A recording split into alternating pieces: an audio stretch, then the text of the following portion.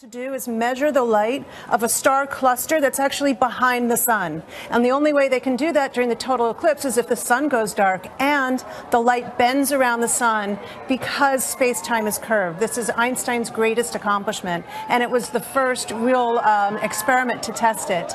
It catapulted Einstein's fame, and there was also this sense that a German and a German Jew and a British scientist could come together under the same sky after the war. Jana, you were hearing cheers here in Carbondale. I think I've been upstaged. No, sorry. An eclipse will do that to almost anybody. There's a gap in the clouds, so people started cheering when they could see the sun, the last bit of sun still peeking through. I think we're hoping still for our view of the eclipse, but I'm not sure we're going to get it, Bill Harwood. It's going to be close, and plus it's impossible to tell from where we're standing exactly where the sun is located with relation to that gap in the clouds. It's unfortunately it looks at this point like the cloud is closing up a little bit, but it is starting to get dark here, and very seriously dark, and you can feel that around you. There are hundreds, thousands, in fact, of people out here on the lawn looking skyward, and behind us over Bill's shoulder is Saluki Stadium, where there are some 14,000 people who bought tickets to watch this. They are hoping to get their full money's worth here. The sky is trying to cooperate. I'm looking at Bill's app, which shows us we are almost at totality. It is a matter of minutes away. This is incredibly suspenseful, especially for people. Some people have come a long, long way, Bill. They surely have, thousands and thousands of miles from around the world to catch a glimpse of this, and we're hoping this opening in the clouds will give us a view. Too soon to say. Well, thousands of people here are rooting it out. Oh, you can see it. You can see it. There it is. It may not last long, but there it is. We're almost at totality. The sun is making a cameo appearance, and the eclipse it's holding, and we can still see it. I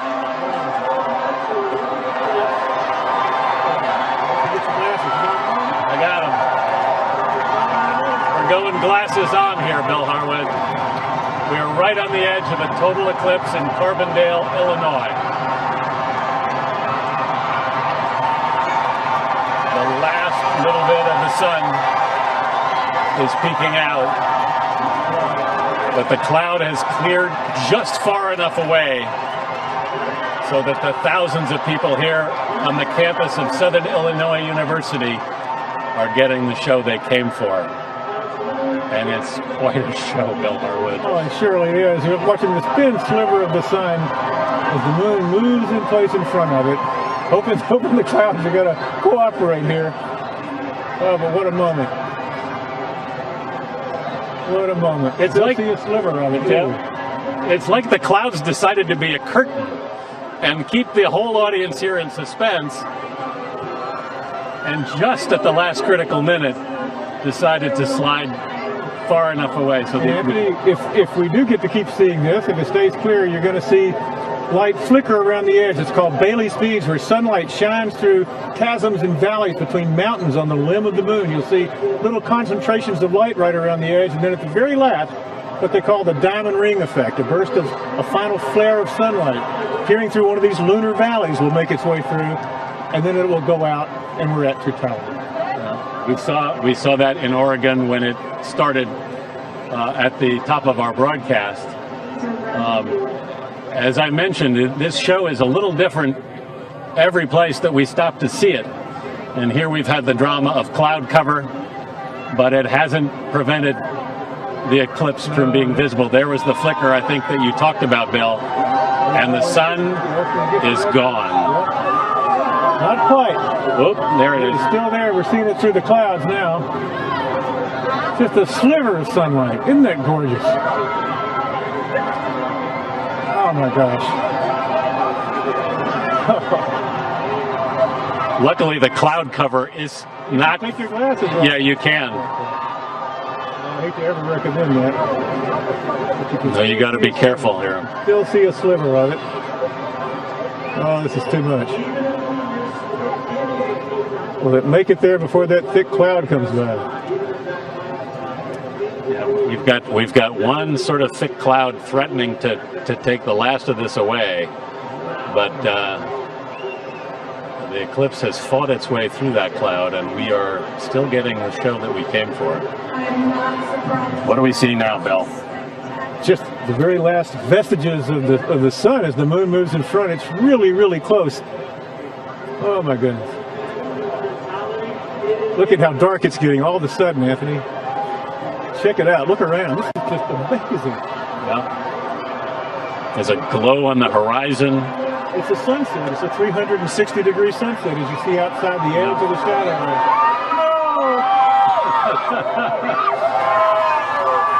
Oh my goodness.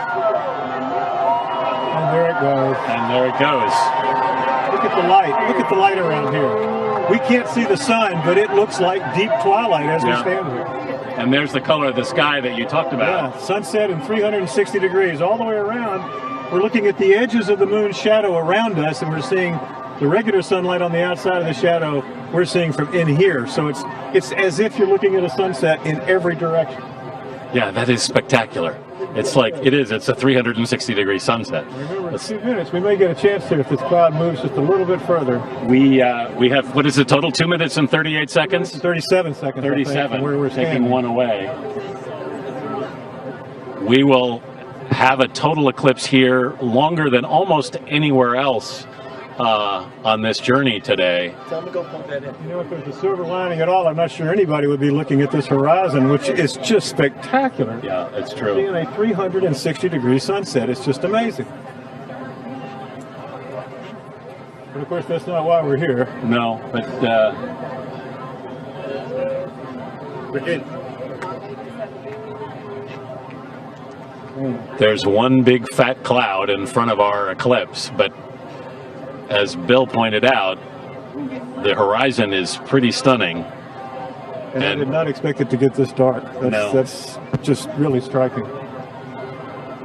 Meanwhile, the shadow is racing along here at nearly 1,500 miles an hour. So it won't be here long. No. Just to remind you, we've kept the lights off. Yes, you can see the moon. Yep, there it is. Oh, you see the corona. Look at that. Just little peaks. I think we may get one last glimpse here, just in time.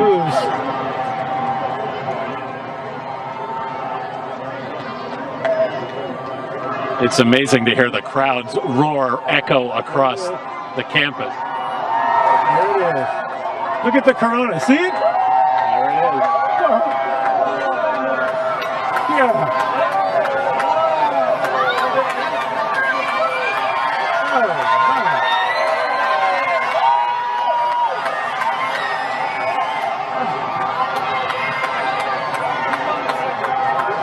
Carbondale, Illinois gets its total eclipse, defying the clouds.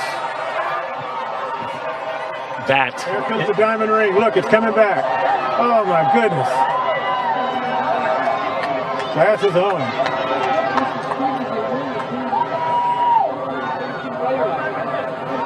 Wow.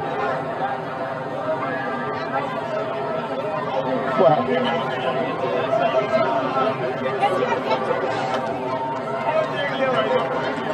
It's quickly getting brighter. It's almost like they've turned up the movie lights. It's really stunning. The return of the light and the applause. They got the show they came for. In the nick of time. It was in the nick of time, and the light returns.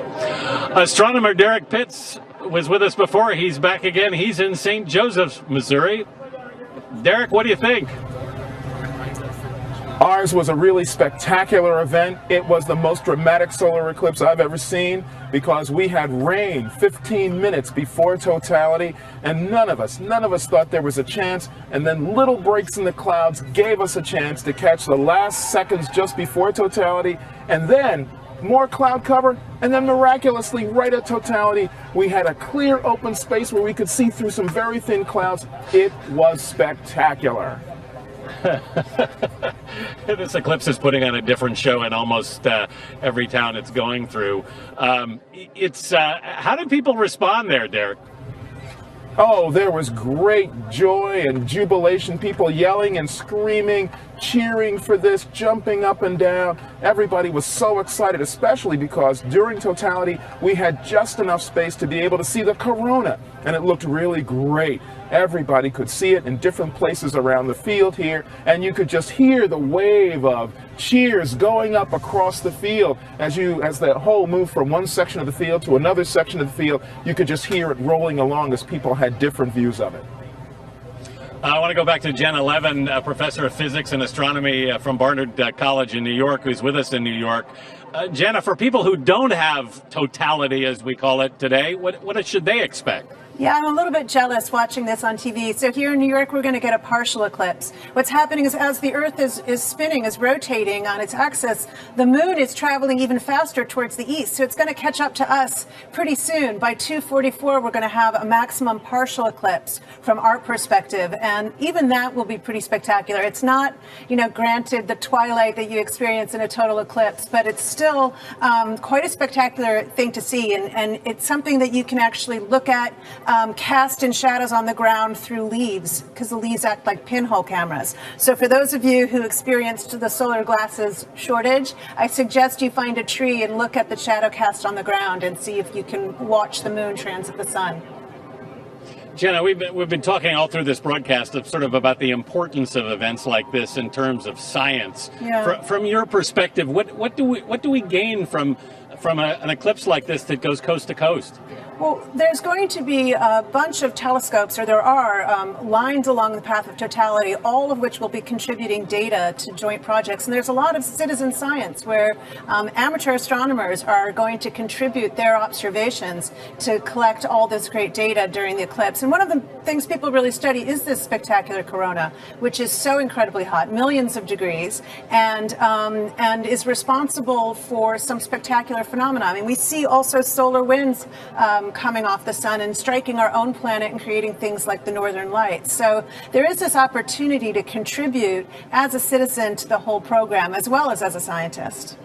And I think also, just if I could quickly say that it also brings us all together in this incredible moment. I mean, look at everyone in the country coming together just to kind of acknowledge that we're under the celestial spheres and we're subject to the same forces. It's a beautiful moment. Jenna Levin in New York and Derek Bitts in St. Joseph, Missouri. We want to thank you both for being with us. The biggest city completely within the total eclipse zone is Music City, Nashville, Tennessee. David Begnaud is there. David? Anthony, it's a party. The clouds moved in for a moment, and I thought it's going to ruin this party, but the forces of darkness united and did something good for a change. And boom, here we go. Look at that. Wow. Something. When I'm looking through the glasses right now, you don't see a thing. It is dark. And when you take the glasses off, it is a total eclipse. The Ferrari family from England is watching right now. What do you think? It's amazing. Everything's gone dark and it's just wonderful. Well, I love being here. It's great. How do you think America does when it comes to putting on a show for something like this? So much more than England. We had a partial eclipse before that just happened, but this is just so big. It's amazing. Thank you for sharing it with us. We're so glad you guys are here. So glad you guys are here. Where are you from? I'm from Indiana. I see like some water in your eyes. Like you're really excited about it. I am really excited, yeah. I feel like it's almost Christmas, but it's once in a lifetime. When did you drive up?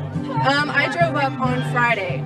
So I came to the Opry Friday night and then again last night for the special Total Eclipse. Enjoy. Yes. It's a once in a lifetime event for a lot of people. This is a free show, by the way, here at the Opry. They were expecting, anywhere from 1,000 to 2,000 people. The number is much higher than that. We've actually got a drone right above the Grand Ole Opry, and I tell you what a look at it. To look around the Opry and you would think it is 7 o'clock at night. I tell you, we knew this was coming, but to see it actually happening is something. This is Jonah. She's from Illinois. Jonah, what do you think? Oh, it's wonderful, but just went behind the cloud, and it was beautiful. You came just for this? Oh, we came for the Opry too, of course. That's Kathy, your niece. Kathy, what you think? Beautiful. You know, it's just majestic. It is quite majestic. And you know, speaking of majestic, there are some NASA scientists, some crew flying at about 50,000 feet right now in tandem with two old bomber planes, and they are actually taking what will end up being 29,000 photographs of the eclipse from 50,000 feet. So high up that you can actually start to see the curvature of the Earth at that level. They're taking those photos because NASA tells us this will be one of the most researched eclipses in history, if not the most researched. Why? Because we didn't have the internet in '79 when Walter Cronkite sat down and told us what the forces of evil were doing. But now we do. So citizen scientists all around the country are using their phone right now to enter data such as, how's my dog reacting to the eclipse? The Nashville Zoo has a special camera focused on the birdcage area where they're gaining some information. What'd you say? What'd you say? Oh, that was her. Thank you, Lord. She said, "Thank you, Lord." Thank you, Lord. Absolutely. What do y'all think about this? This is incredible. It's epic. Absolutely epic that we were able to see this together with some great friends. We're from Maryland, by the way. From Maryland, and came just for this. Yeah, we did. What do you think? It's awesome. Once in a lifetime experience. And just like they said, boom, here comes the sun. A brand new day in Nashville. Mr. Mason. David Begnaud in Nashville. Thank you, David. When we come back, we're going to check in with someone who has a unique perspective on the moon, the sun, and the stars. Retired astronaut Scott Kelly will also take a trip to the White House. You're watching CBS News special coverage of the eclipse of 2017.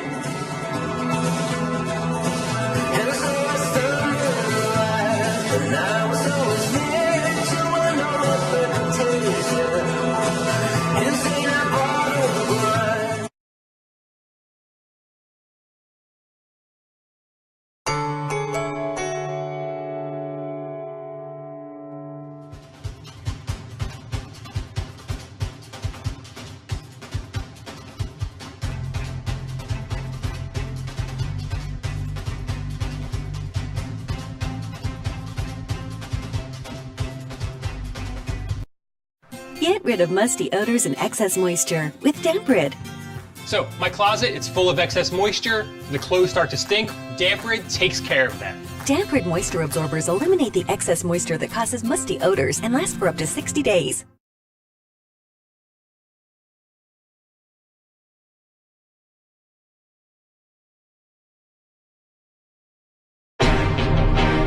This asteroid, this is a planet killer.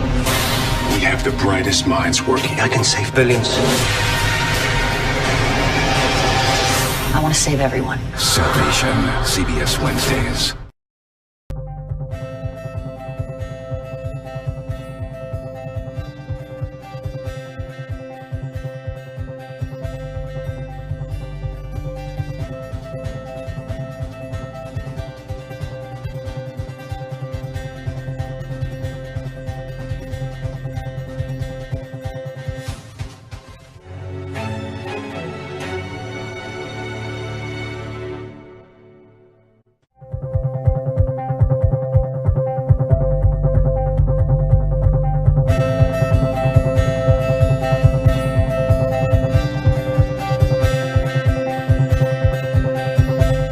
Asking the right question is 95% of getting the right answer. That's a great question. Thank you for the question. You've done your homework. What do you say to your critics? So to be clear, Mr. Trump has no financial relationships with any Russian oligarchs.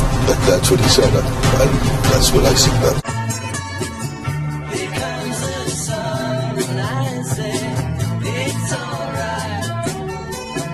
So many different places to watch this extraordinary event. One of the ones we're going to be keeping an eye on is the Truman balcony of the White House as the eclipse makes its way towards Washington. You're looking at a live picture of it now there. You see the Attorney General there on the balcony. We have not seen the President yet, but Ivanka Trump is apparently up there. I don't see her, but she's been spotted, and the White House is waiting for its opportunity to catch this extraordinary event. We're joined now by author and former astronaut Scott Kelly. He knows all about the sun. During his nearly year-long mission on the International Space Station, he witnessed 10,994 sunrises and sunsets. He joins us now from Studio 57 in the CBS Broadcast Center in New York. Scott, what do you think of all this? I just lost them. Oh, we're having trouble. We've lost him for a second. We'll go back to Scott in a moment. I'm here with Bill Harwood. Bill, you said something to me in the break that I was shocked. You said this was even more impressive than you thought it would be. I was blown away, Anthony. I'm seldom speechless or at a loss for words, but I was just overwhelmed. It was an emotional moment. I mean, I almost, I don't want to admit it in front of all my friends, but you get tears in your eyes because it is so unearthly. Yeah. And you can read about it all you want, but until you see it with your eyes, you cannot fully appreciate it.